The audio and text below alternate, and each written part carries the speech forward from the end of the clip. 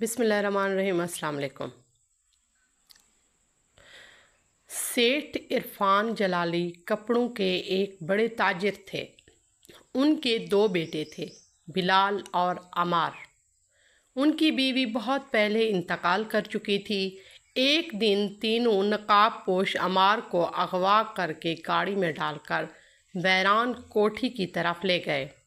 चंद minute बाद ही अमार को एक बड़े कमरे में बंद कर दिया। सेठ इरफान जलाली को अपने बेटे की गुमशुदगी की खबर मिली तो उनके होश ही उड़ गए। आखिर उनके दो ही तो बेटे थे।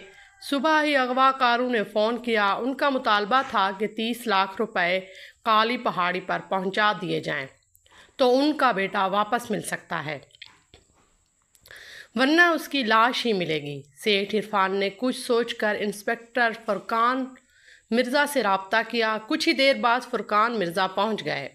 सेठ इरफान ने तमाम हालात शुरू से लेकर आखिर तक सुना दिए और बताया कि वो अपने दोस्त अतर से मिलने गया था। अतर का पता मालूम करके इंस्पेक्टर फुरकान टीम के साथ गया और अतर के घर की तरफ रवाना हो गए। उधर अगवाकार अपने बॉस को रिपोर्ट दे रहे थे कि जब वो अपने दोस्त के घर से वापस बाहर निकलकर जैसे ही वो टैक्सी की तरफ बढ़ा, हमने उस पर काबू पा लिया। टैक्सी वाले को भी बेहोश कर दिया। अरे ये क्या गजब कर दिया, बॉस चिल्लाया। टैक्सी वाला होश में आकर तुम्हारा हुलिया पुलिस को बता देगा।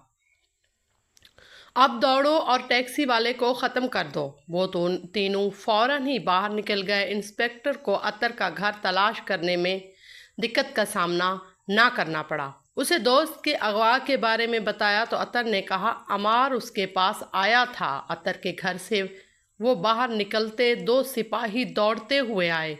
सर, यहाँ करीब ही एक टैक्सी में कोई आदमी बेहोश पड़ा हुआ है, आप चलकर देख लें।